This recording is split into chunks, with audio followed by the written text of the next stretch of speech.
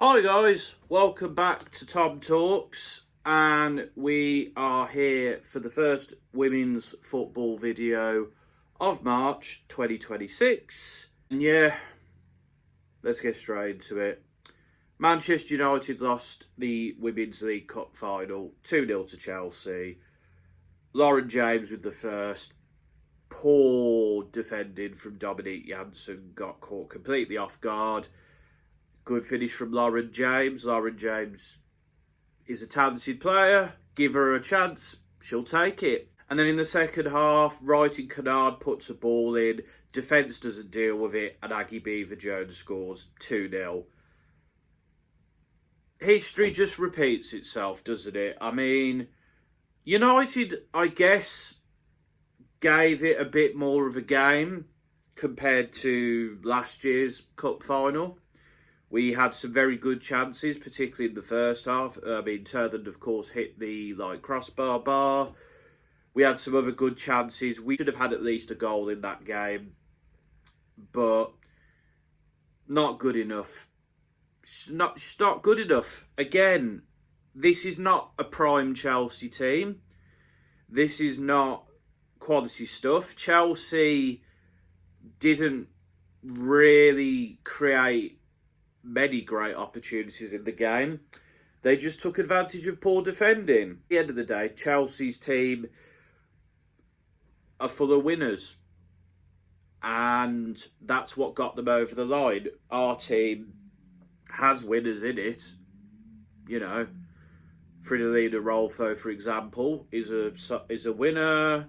Maya Letitia and Jess Park are winners with the Lionesses. Admittedly, they didn't play a huge part, I guess, in the European Championship.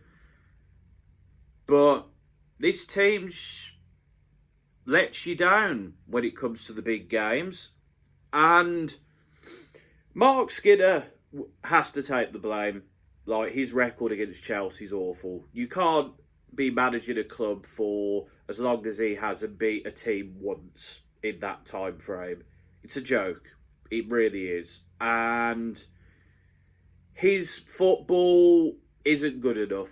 It's simple, really. I think I said last year, now's the time for him to go. And that didn't happen. And at the start of the season, I was like, okay, we're playing a little bit better. We're giving teams a game. I mean, I pointed out, of course, the 1-1 draw with Chelsea. And then the Villa loss happened. And yeah, pretty much a lot of somewhat lacklustre performances. There are good performances in this team, obviously, and we have picked up some good results.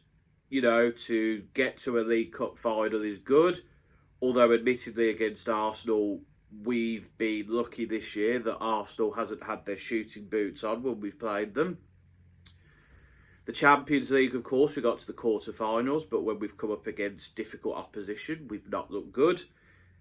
And then once again, we get to a cup final and we lose. And, you know, people say, yeah, we won that FA Cup final against Spurs. But if we're being honest here, Spurs were a decent side, but we clearly had the better team. And I mean, we won 4-0, so it's very obvious that our team was the better team.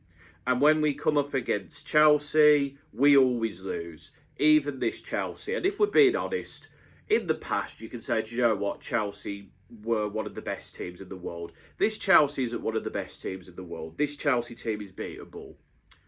And, you know, we drew with them early in the season. The other game was a very narrow loss in the FA Cup, but I thought we let them have way too much of the ball. We let them have way too many chances.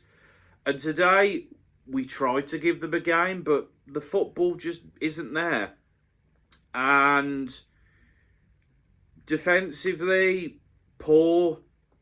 You know, I like Dominique Janssen, but I think realistically, she doesn't have the pace for games like this when she's coming up against players like Lauren James.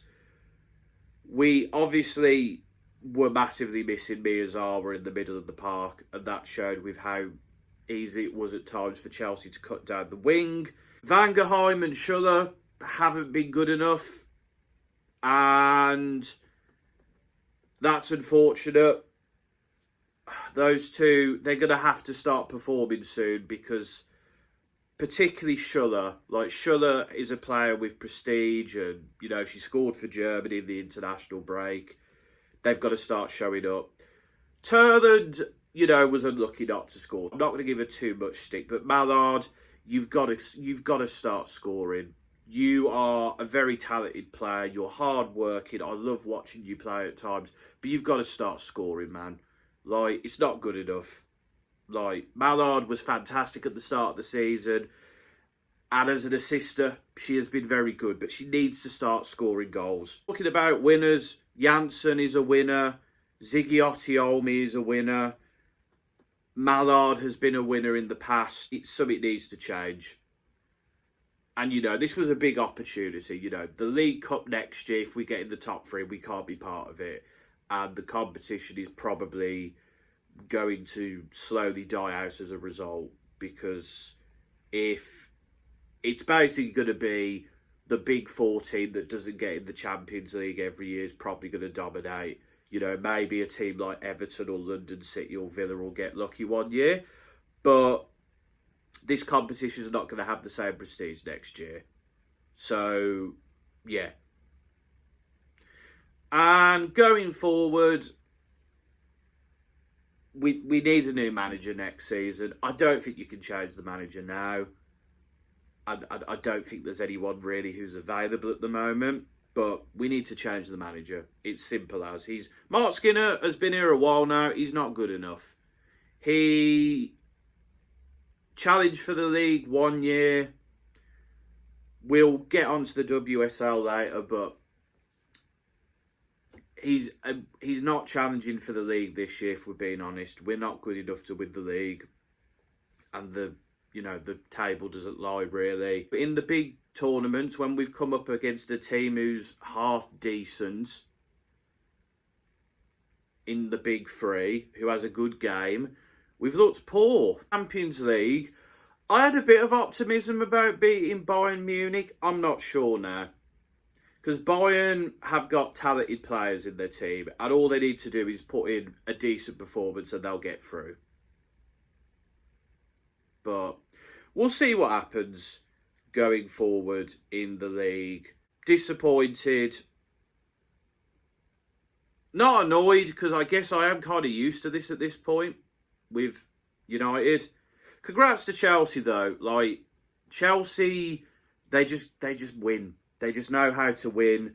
They can be not at their best, and they just get the results. They have got talented players. Hannah Hampton's one of the best goalies in the world. Lucy Bronze, Buchanan, Cuthbert, Walsh, Thompson, James, Wright and Kennard. They brought on, of course, Natalie Bjorn, who sadly was injured, and Capitan. Aggie Beaver-Jones came off the bench as well. Like, Chelsea were winning, and were like, okay, we need to bring someone else on in attack. And that person ended up scoring. So, you know. But yeah, I'm really worried about the rest of the season. I really am. I mean, we have to get top three. If we don't get top three, I mean, Skinner should be gone anyway. But I feel like if we don't get top three, he has to go. It's you know, we've spent a decent amount of money, and the football's not good enough. So that's the League Cup final. We'll look ahead to the rest of the month in a sec. I'm just going to talk about the WSL yesterday. Big result in the title race. Villa and Man City drew 0-0, which is good news for United, Chelsea and Arsenal. City haven't dropped many points this season. I think, yeah, that's only the third time this season they've dropped points. So the teams below need to take advantage of it in their upcoming games. It's simple as. Decent point for Villa, who had lost 4 in a row, and it just makes them feel a bit more comfortable. I don't think they're going to get drawn into that relegation battle, I think, but it's a much needed point. Liverpool beat Leicester 2-0. Olsen and Holland's penalty there. Good win for Liverpool. They are looking a lot better now. and that takes them 4 points clear of the relegation playoff place. 2 wins in the last 3, 3 in the last 5. They're looking a lot better now, and as long as they keep picking up results here and there, they should be safe. Leicester, that's 5 defeats in a row. I think they are probably going down now. I don't see what changes for them. Maybe a managerial change, I don't know. Signings they made were clearly not good enough. It's going to cost them that they didn't make good enough signings, and they're going to be in a relegation playoff with the 3rd place team. I think I don't see much changing for Leicester. They've not been good enough, really. Arsenal got a 2-0 win away at London City with Olivia Smith and Blackstenius scoring. The Gunners doing the job there. It means they are now 1 point off the top 3 places with a game in hand still, even though, of course, Chelsea and United didn't play in the league this weekend.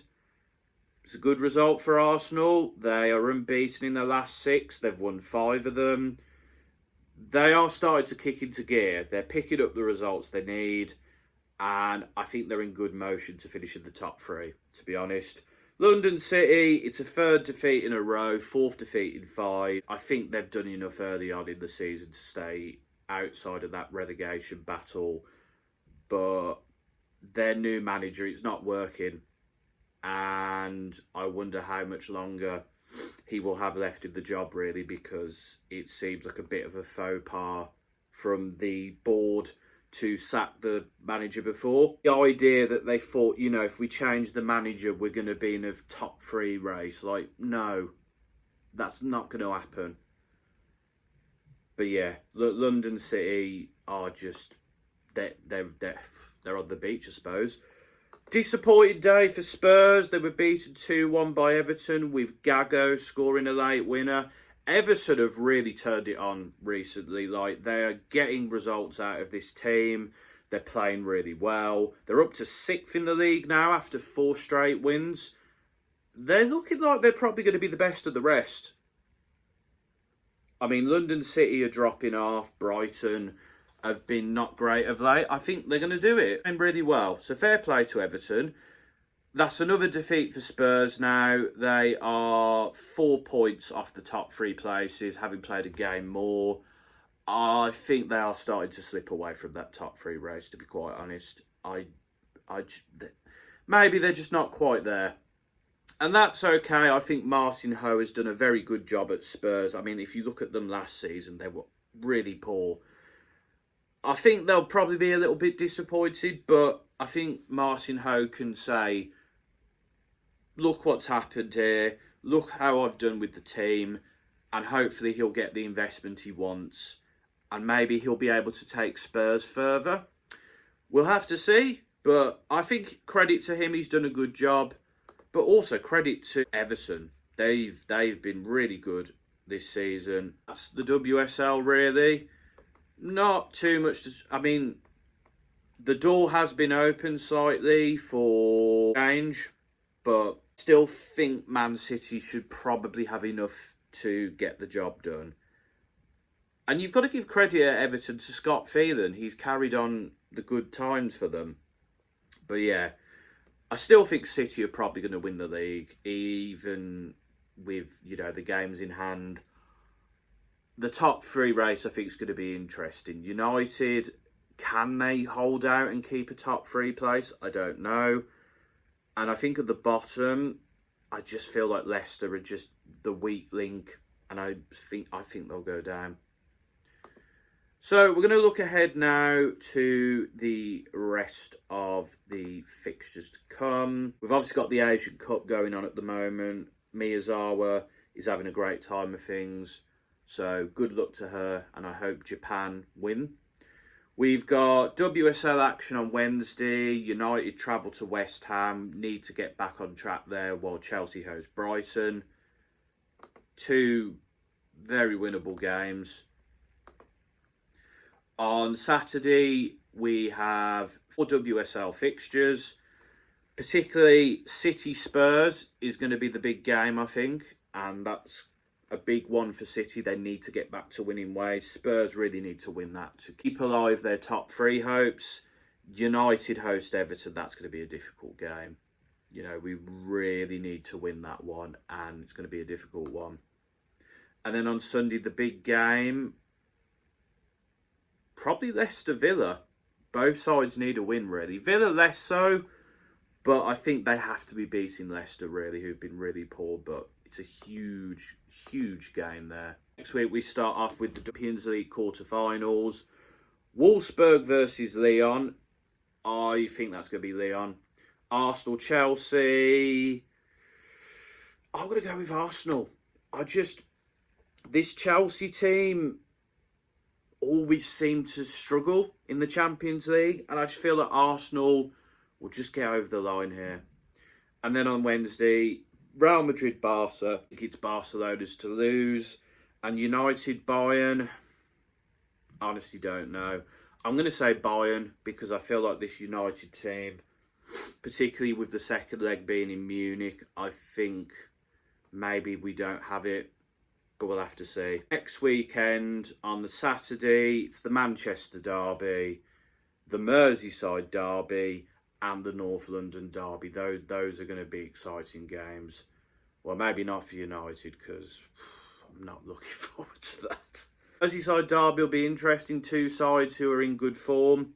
And Arsenal Spurs, I mean, you know, big opportunity for Arsenal there, particularly depending on what happens in the derby. And big opportunity for Spurs too.